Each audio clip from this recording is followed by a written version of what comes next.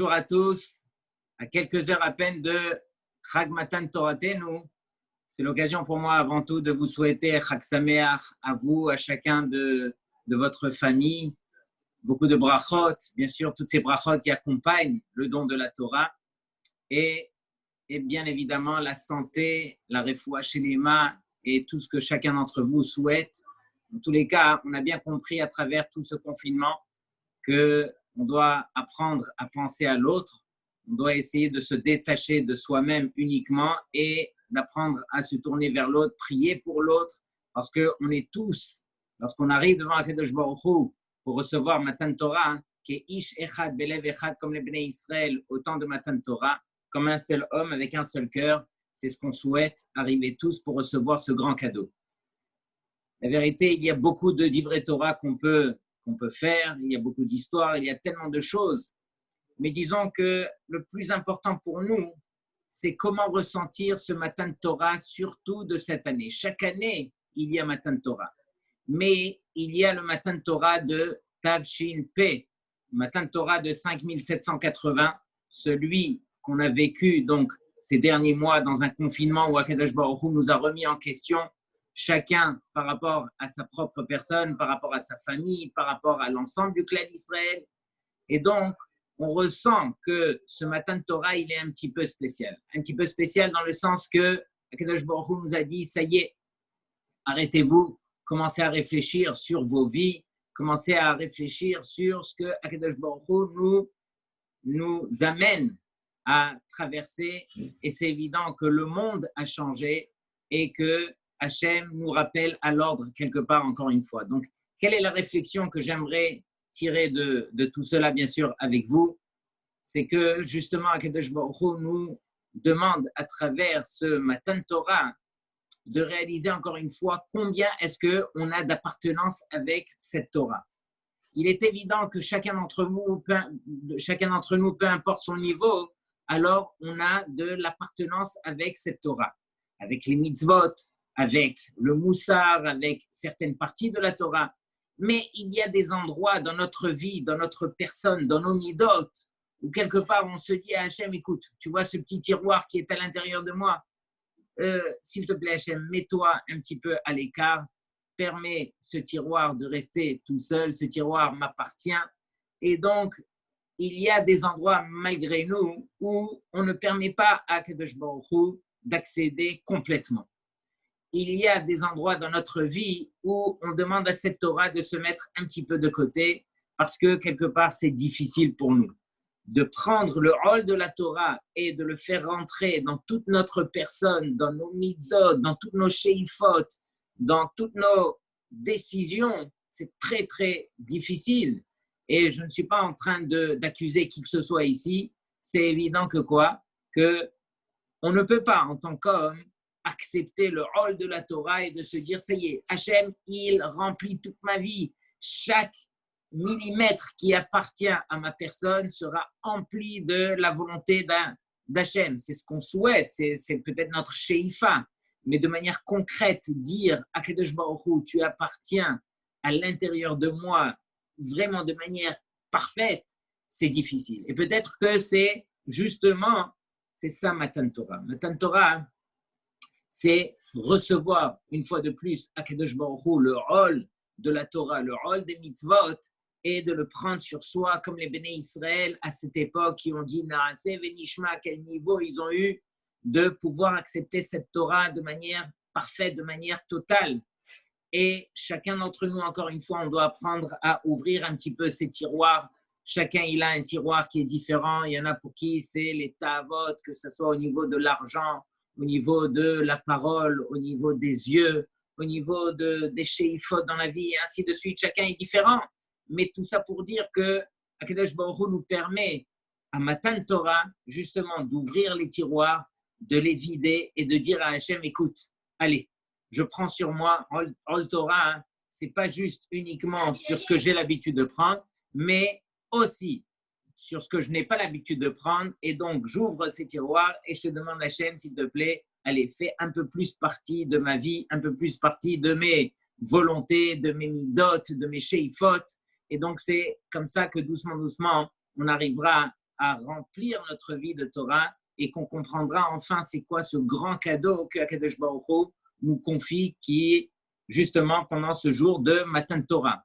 Arrête, nous disons tous les jours Noten HaTorah. Noten HaTorah veut dire il donne la Torah et c'est marqué au présent. Pourquoi au présent? Parce que tous les jours, Akadosh Baruch Hu nous accorde Torah. Ce n'est pas uniquement le jour de Shavuot où on va recevoir la Torah, mais il y a une ségoula spéciale le jour de Shavuot et c'est cette ségoula qu'on essaye de prendre. On se fait le réceptacle justement pour recevoir tout ce cadeau que Akadosh Baruch Hu veut nous accorder et on essaye d'être là pleinement pour que ce cadeau fasse partie de nous, de notre vie, de la vie de notre entourage et pour tout le clan d'Israël. C'est ça la bracha qu'on puisse apporter avec nous. C'est vrai qu'on dit aussi dans la bracha que Akadosh Baruch Hu nous a donné Torah Emet. Arrête, il n'y a pas de Torah Sheker pour dire une Torah de mensonge et il y a une Torah de vérité. Non, c'est quoi Torah Emet? C'est qu'à travers cette Torah, il nous montre quel est le Emet. Lorsque je vais appliquer Torah, alors je saurai dans ma vie quel est le chemin de vérité que je dois employer, quel est le chemin qui doit m'accompagner à travers ma vie, qui est le chemin du Emet. Alors, pendant Shavuot, il y a beaucoup de choses à faire, d'après certains, et donc cette veillée a été instituée donc par le Harizal, d'où les écrits de Rabbi Shimon Bar Yochai, et donc il est bien de faire le tikkun. C'est un tikkun qu'on essaye de faire à travers la nuit. Celui qui peut faire le tikkun, encore mieux. Celui qui n'a pas l'habitude de faire le tikkun et qui préfère étudier, il peut aussi. Le principe est de rester réveillé justement pour profiter de chaque instant de cette veillée. Et combien de promesses ont été dites, des promesses qui sont incroyables pour celui qui reste réveillé, mais vraiment réveillé à travers toute la nuit et qui ne perd pas son temps. S'il va perdre son temps, il vaut mieux qu'il aille dormir. Mais on parle de celui qui va profiter de son temps. Alors, il est écrit qu'Akadosh Baruch Hu le protège à travers toute la nouvelle année qui arrivera après Shavuot. Donc, ce sont des promesses qui sont incroyables, à nous d'en profiter.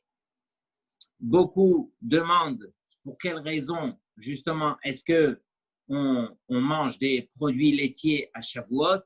Alors, bien sûr, il est marqué dans le Kolbo que la Torah a été comparée à Dvash, au miel et à Halav et au lait. Donc, c'est une des raisons pour lesquelles il est bien de manger donc des mets de lait.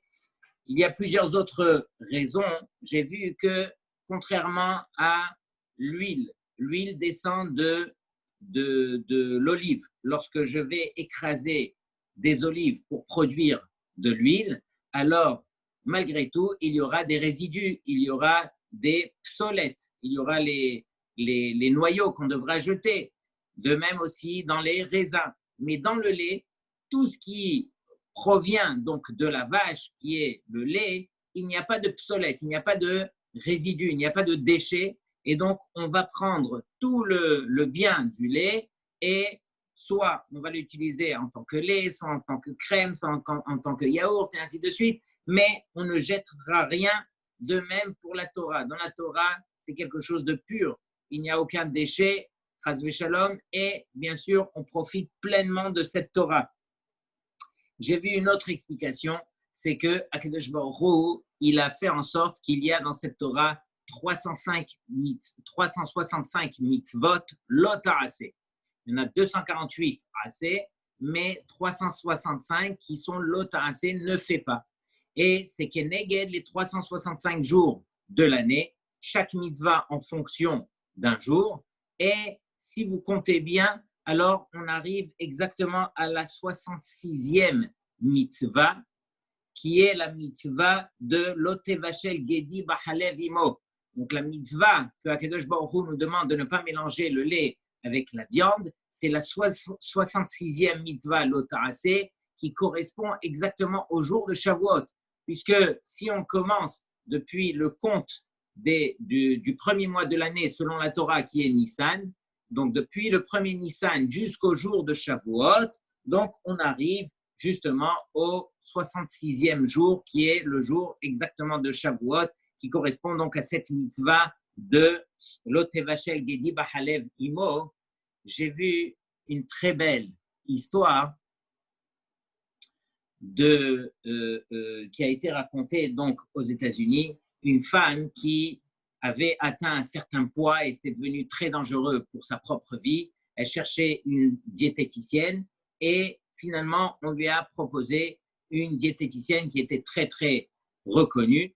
Et donc, elle a été la voir, elle lui dit, écoutez, vraiment, là, je suis dans un danger de vie ou de mort et j'ai dépassé les limites et tous les médecins me disent que si je ne perds pas du poids, alors c'est fini pour moi. Et voici que la diététicienne la reçoit, mais arrive devant elle une femme qui en fait 3 malheureusement. Qu'est-ce qui s'est passé? C'est que cette femme-là, excusez-moi, cette femme pesait plus de 180 kilos. 180 kilos, c'est vraiment pas évident. Et donc, la diététicienne la voit et elle se dit, je n'y arriverai pas. Elle lui dit, mais écoutez, peut-être que vous êtes forte comme ça à cause de votre corpulence. Elle lui dit, non, non, pas du tout. Je ne fais que manger, je n'arrive pas à fermer la bouche du matin au soir, je ne fais que manger. Et donc, là, à partir de là, je suis prêt à vous écouter. J'ai envie de vivre, donc aidez-moi. Et la diététicienne, elle réfléchit, elle lui dit, mais écoutez, dans un premier temps, c'est très difficile pour moi. Mais bon, je vais faire une condition avec vous. Si vous la tenez, alors éventuellement, je pourrai travailler avec vous.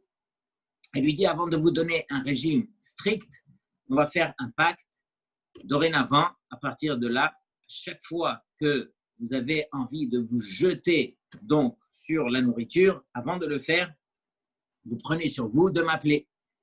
Et ainsi de suite, elle a suivi pendant 2 années d'affilée et voici qu'elle a perdu 80 kilos. Après 2 années, elle perd 80 kilos. Elle est à 100 kilos. Bien sûr qu'elle doit perdre encore, mais je veux dire, à 100 kilos déjà, ça ressemble à autre chose. Elle n'est plus en danger de vie. Et voici que c'est le jour de Shavuot dans sa communauté. Et le jour de Shavuot dans sa communauté, ils ont l'habitude de faire une grande séouda qui réunit toute la communauté. Et c'était son tour à elle d'aller récupérer à travers tous les gens de son quartier tous les mets qui ont été faits, donc les gâteaux au fromage, toutes les bonnes choses qui ont été faites pour Shavuot. Et voici qu'elle part de voisin en voisin. Et dans son coffre, donc, elle entasse comme ça tous les gâteaux au fromage, et voici qu'elle est sur la route et là, elle sent que le Yetzer Hara veut l'attraper et elle se sent emportée et la tête qui tourne. Elle arrête la voiture et elle se dit, ça y est, j'ai vu un gâteau à l'arrière avec des framboises, un gâteau au fromage qui a l'air, mais je vais le prendre et le mettre en un morceau dans ma bouche. Et voici qu'elle s'apprête à le faire et juste à ce moment-là, elle se dit non, mais je dois appeler la diététicienne. C'est ce qu'elle fait. Elle l'appelle et la diététicienne, elle lui dit, mais il est hors de question, tu t'arrêtes dans un magasin, tu vas prendre un peu de laitue, un peu de carottes, tu les mets dans la bouche, remplis ta bouche d'autres choses, tu manges rien. Et elle a dit, mais elle n'a rien compris, cette diététicienne, il y a un gâteau aux framboises, au fromage qui m'appelle et elle me parle de mettre de la laitue dans la bouche. Et à ce moment-là, elle se dit, c'est pas possible, je ne vais pas y arriver. Et elle est presque au point de prendre le gâteau et le mettre dans la bouche. Et là, directement, elle dit, oh, je m'arrête. Elle rentre dans un magasin cachère et elle achète une plaquette de saucisson. Elle le paye, elle sort du magasin et directement, elle ouvre, elle met un saucisson dans la bouche et à partir de là, ça y est, elle dit, maintenant, je ne peux plus rien faire. Et donc, c'est ça ce que Akadosh Baruch Hu, il a fait lorsqu'il nous a donné Matan Torah. Matan Torah, c'est ce qui dépasse nos envies, c'est ce qui dépasse toute notre volonté, c'est ce qui nous donne d'autres sheifot, d'autres aspirations dans la vie. Il peut y avoir cette diététicienne, il peut y avoir ces médecins qui nous ont parlé de tout ça, mais toi, Akadosh Baruch Hu, tu nous as ordonné, moi j'accomplis. Dès qu'on a pris sur nous Torah, alors cette Torah, c'est elle qui règle notre vie, c'est elle qui règle nos envies, c'est elle qui va nous diriger, encore une fois, dans le Emet. Et donc, justement, il y a aussi la troisième raison pour laquelle on mange le lait, c'est que les Béné Israël, imaginez, ils venaient de recevoir la Torah, et à ce moment-là, alors il devait apprendre toutes les lois de la shrita, du nikour, de comment cachériser une bête et tout. Donc à ce moment-là, il ne pouvait manger que des produits laitiers qui étaient beaucoup plus simples pour la cachérisation. Et donc, en attendant de se remettre à la page pour toutes les hilchot, shrita et ainsi de suite concernant la viande, alors c'était beaucoup plus simple pour eux de manger les produits laitiers. Mais encore une fois, toutes ces belles choses, c'est uniquement pour nous accompagner. Mais le ikar de cette fête, c'est ce qu'on va ressentir pleinement à l'intérieur de nous. La question qu'on pose, première question, on sait que dans cette Torah, lorsque on monte au Sefer Torah, on fait la bracha de Asher Bahar Banu Mikol Aramim, que Akadosh Baruch Hu nous a choisi parmi les peuples pour nous donner cette Torah. Et bien sûr, tout le monde connaît le midrash connu qui est à la fin de Vezot Abracha. Ce midrash raconte que Akadosh Baruch Hu s'est adressé à tous les peuples. Il est parti donc voir tous les peuples, ainsi de suite. On connaît le midrash, donc il a vu les Béné Ammon ou Moab, il a vu les Béné Esav, il a vu les Béné Ishmaël, et à chacun il leur a dit par rapport à leur défaut. Il leur a dit à vous, vous n'avez pas le droit de voler. Eux, ils ont dit non, nous on ne peut pas. Donc cette Torah, elle ne peut pas nous appartenir. Aux autres, il leur a dit vous ne pouvez pas tuer. Nous, on descend de Esav al-Harbe Khatichye.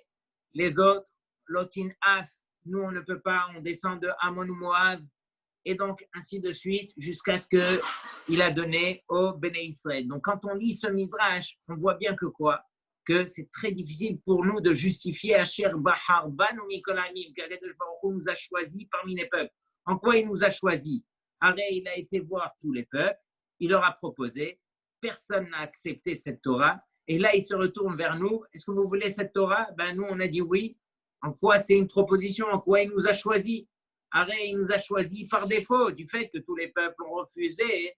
Alors nous, quelque part, on a accepté. C'est la raison pour laquelle on va dire Asher Bahar Banu.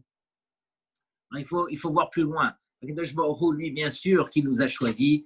Et son intention n'était que les Béné Israël. Il nous a choisis à nous en tant que peuple. Il nous a appelés Béni Bechori Israël, il a fait de nous un peuple où il y a des Kohanim, des Lévi'im. Il nous a donné une telle confiance qu'il nous a confié donc son cadeau qui est aussi cher. Et bien sûr, les Béné Israël ont dit ce qu'il fallait dire à ce moment-là, Naaseh Venishma. Et la preuve en est, c'est qui nous a choisis, c'est que justement, lorsqu'il a été voir tous les peuples, alors c'était uniquement pour la Tzetye Dechova, pour ne pas que ces peuples, à la fin des temps, ils puissent dire « Oui, mais si tu nous avais confié cette Torah, alors nous aussi, on aurait ressemblé au Béné Israël. » Mais non, voilà qu'on vous a proposé la Torah. Mais Hachem, comment est-ce qu'il l'a fait? Il l'a fait de manière détournée. Il est marqué, à chacun, il leur a dit leur point faible. Et donc, du fait qu'il leur a cité cela pour que chacun s'en écarte, justement pour pouvoir la donner au Béné Israël. Donc, on voit de là que Asher Bahar Banu Mikol Aramim, c'est ça ce qu'on doit retenir. Akadosh Baruch Hu nous a choisis à nous et pas à un autre peuple. Et justement parce qu'on a ce rôle de jouer le fils d'Israël qui pourra accomplir toute cette Torah, toutes ces mitzvot. Et Dieu seul sait combien cette Torah, elle est belle, elle est magnifique, elle remplit notre vie, mais en même temps, elle est difficile. Chacun d'entre nous se doit de fournir des efforts au quotidien, à chaque instant, pour pouvoir vraiment accomplir cette Torah et pour que cette Torah elle ait du sens dans notre vie. Il y a la Gemara dans Pechet, la Gemara dans Shabbat nous raconte toute une discussion qu'il y a entre les anges et Moshe Rabbeinu, et cette discussion se fait bien sûr devant Akadosh Baruch Hu. Et donc Rabbi Yeshua ben Levi dit au moment où Moshe Rabbeinu il est monté dans les cieux, alors les Malachei Hasharet, les anges, ont dit devant Akadosh Baruch Hu, Ribono shel haolam, Mal Yelud Isha Benenu. Qu'est-ce que cet homme vient faire parmi nous? Arrête, tu as gardé ce trésor près de toi depuis la création du monde, 974 générations avant la création du monde. Même ça, il faut essayer de comprendre un petit peu de quoi est-ce qu'il s'agit, mais regardez un petit peu ce cadeau qu'Akadosh Baruch Hu a gardé, a conservé près de lui. Et finalement, lorsqu'il est arrivé le moment, alors ce cadeau le plus cher qu'il avait, il l'a confié justement au Béné Israël. Et là, il y a une discussion entre les anges et Moshe Rabbeinu. Donc, les anges se retournent vers Hachem dans un premier temps et lui disent, mais pourquoi toi, Hachem, tu veux donc donner ce cadeau au Béné Israël? Arrête, tu peux nous le donner à nous. Et pourquoi tu vas nous le donner à nous et non pas au Béné Israël? Justement parce que nous, on n'est que des êtres spirituels. On n'a rien à voir avec ce monde matériel. Et donc, cette Torah qui est au niveau spirituel, tu nous l'accordes à nous.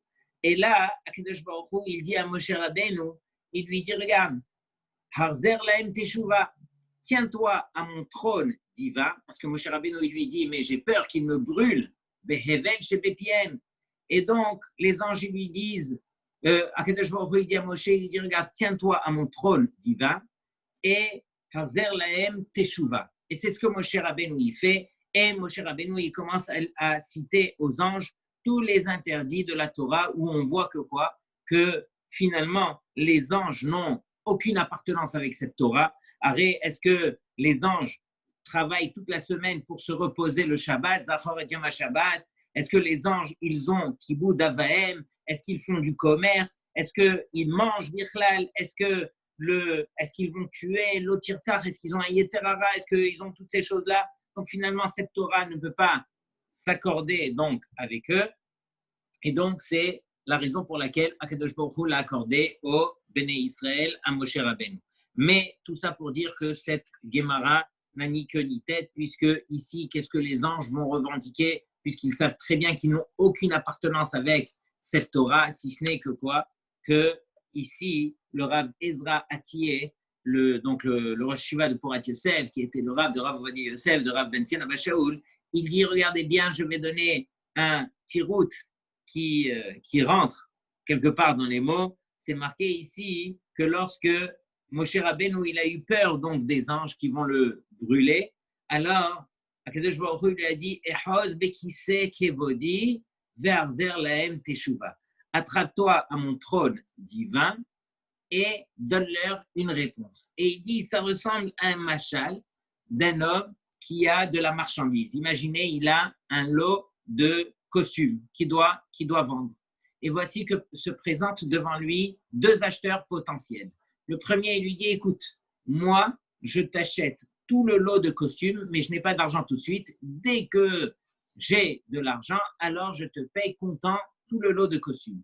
Le deuxième, il lui dit, regarde, moi, je te prends une partie, je te la règle. Quand j'aurai de l'argent, je te payerai l'autre partie. Et donc, à qui est-ce qu'on va vendre cette marchandise? C'est évident que quoi? Qu'en tant que commerçant, vaut mieux être sûr de ce qu'on a plutôt que de s'imaginer qu'on aura plus demain et après-demain et ainsi de suite.